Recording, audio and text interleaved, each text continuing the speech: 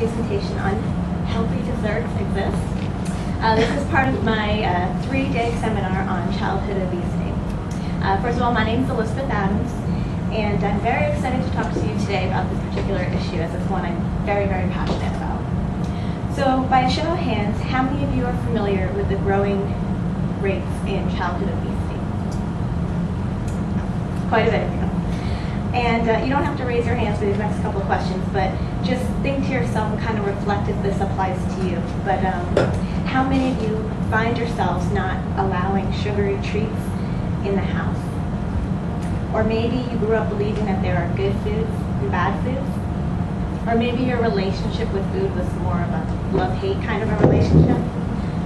Well, to a certain degree, limiting sugary treats is okay, because as parents, it is our responsibility and to help guide our children into making healthy and nutritious food choices.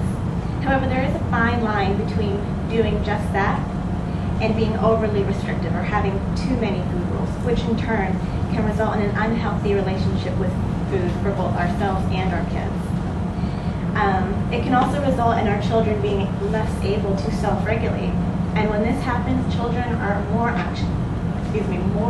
likely to overeat as a result. So it is important, therefore, that we as parents are educated about not only the dangers of overweight and obesity, but also the dangers of reinforcing the idea that there are good and bad foods. Because our kids are highly impressionable and they look up to us for guidance. We also need to be educated about what it is our growing children need for proper growth and development, how to teach our kids about healthy eating, and most importantly, that the key is balance. So therefore today I'll be going through each of these points in a little bit more detail with all of you, and then I'll conclude with a short demonstration on a dessert option that will make you happy because it's low-cal and your kids happy because it's delicious. So to start off, what is childhood obesity? How do we define it?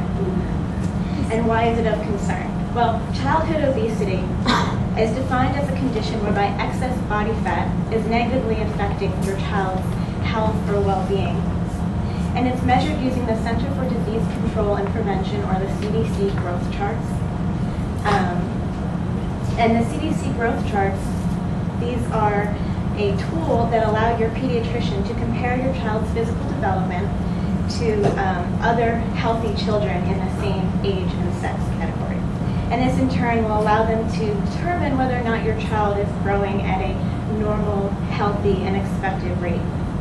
But for purposes of today's presentation, we're going to focus on what you can see right here is the body mass index for age growth chart, because it's from this particular growth chart that the definition, if you will, of overweight and obese is defined in children.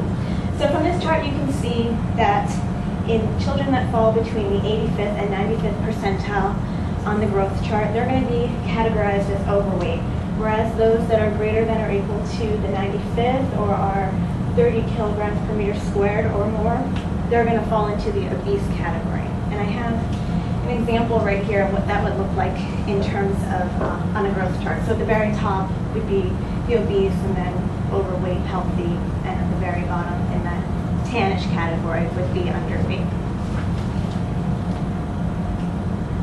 Okay, so why is childhood obesity something of concern? Well, scientific evidence, including a statement from the CDC, has shown that obese youth will be more likely to have risk factors for cardiovascular disease, including hypertension, hyperlipidemia, hypercholesterolemia, as well as they'll have an increased risk for prediabetes, which in turn sets the stage for potentially having a higher risk of type 2 diabetes. They're also at a greater risk for bone and joint issues, as well as sleep apnea and social and psychological problems, including possibly even depression. So these are sort of the short-term effects, and now more in the scale of long-term issues. Children and adolescents who are obese as children are far more likely to be obese or overweight as adults, and with that comes the onset of adult health-related issues that are associated with obesity, such as heart disease, type 2 diabetes, stroke, osteoarthritis, and even some cancers. So now that we understand a bit about what obesity is and how we measure it and why it kind of matters, now we want to see if there's anything we can do to prevent it. And the good news is there are things we can do as parents to help prevent this, and that is educate ourselves about what it means to have a healthy relationship with food, and a relationship composed of balance and a respect for what it is our children's bodies need as they are growing. So as you can see on this slide, this is the USDA graphic that sort of illustrates some of the nutrient recommendations. You can get this, as well as I handed out a handout in the beginning that kind of shows how you can be a good role model for your kids when it comes to nutrition, and you can find that at choosemyplate.gov. But just going and outlining sort of what this is showing is basically that majority of their energies want to come from fruits and vegetables, followed by the carbohydrates and protein, and dairy is important as well. However, what's not illustrated here, which I want to make a note of, is fat. And fat still is definitely essential, because that's what's going to allow you to absorb your fat-soluble vitamins as well as many other important functions.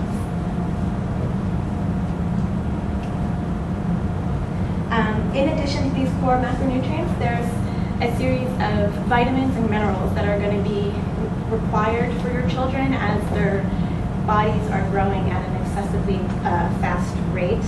And as you can see, it's iron, calcium, zinc, and vitamin D, and these are just going to allow your child to, or your child's body to keep up with the growth spurt, basically. So sometimes the real challenge can be reminding our kids about nutritious eating and its importance for fueling their bodies without creating a misconception that there are good and bad foods. Otherwise, we risk possibly creating these ideas of guilt or sacrifice or shame when it comes to food, and we certainly don't want that. So even an overwhelming number of food rules can lead our children potentially even down a path towards developing eating disorder later down the road. So basically, in the end, these categories that we sometimes have the tendency to create of good versus bad end up creating the one thing that we as parents are trying to avoid. Okay, so then how do we teach our kids about healthy eating without kind of reinforcing these labels of good versus bad? Well, I think the concept of anytime foods versus sometimes foods, or I have all the time foods here, but more or less the same thing. And Sesame Street actually did a really, they have a song with Cookie Monster that does a great job sort of explaining that. But for purposes of time, I think I'm just going to skip that, and hopefully you guys can check that out with your kids. It's a great learning tool and a resource to start that discussion up with your kids. So, what's the take-home message from all of this? What am I trying to get at? Well, as a parent, we do have the power and the responsibility to help our kids against the fight of childhood obesity. And we do this by teaching our kids about healthy food choices without instilling these complicated food rules. It's the idea that being healthy doesn't always have to mean restriction, but that the key is balance. So now I want to switch over to the demo table, and I'm going to show you how to do a low-calorie dessert that your kids will love, and that is these frozen bananas dipped in chocolate, and I chose to do a walnut sprinkling for the topping. You could do really any kind of topping you want or that your kids enjoy. So let me start actually by putting my gloves on. At home, really just washing our hands will suffice, but want to be safe right now. So what you're going to need, and this is for a total of 12 servings, you're going to need 4 large bananas cut into thirds. and that's for the 12 servings, but just for demo sake, I'm going to do smaller portions right here. But with that, you'll also need about 3/4 of a cup of semi-sweet or bittersweet chocolate chips, whichever you prefer, and chopped up walnuts, just enough to sprinkle on top of your banana. And you'll also need a cutting board and a knife just to chop up your banana, obviously, and a measuring cup just to measure out if you want to be more precise with the chocolate and such. And a plate with a piece of wax paper over, or any kind of tray or anything would really do, but the wax paper just makes it for an easier cleanup. So the first thing I'm going to do is melt my chocolate in the microwave. And I'm going to do this just for about 30 seconds. And if you don't have access to a microwave, using a double boiler over the stove is also a great alternative. Basically, you would just put water on the bottom and the chocolate on the top, and the heat from the water will help melt the chocolate. So we're just want to keep our eye on the chocolate as it's melting. We don't want it to burn or boil over or anything. And then once it's melted, you want to give it a quick stir. You're looking for it to kind of create a smooth consistency. That way you can see. That way you can dip your banana in it. So now I'm just going to take my banana pieces, kind of throw them in the bowl with the chocolate, coat them,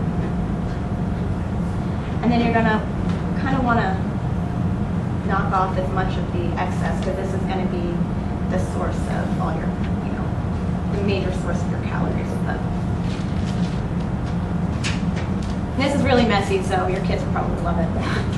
And we just take the walnuts, sprinkle that over like that, and then once this is done, you're going to stick a toothpick or any other kind of skewering thing, if you will, just to secure your chocolate banana. And then you're going to stick this into the freezer for about 2 hours, and it'll set up. And that's what I have right here, just so you can see what it looks like. So it's basically like a chocolate-covered strawberry, but with banana. So that concludes my presentation today on childhood obesity, specifically there's such thing as healthy desserts. And I thank you for coming, and hope to see you next time. Any questions?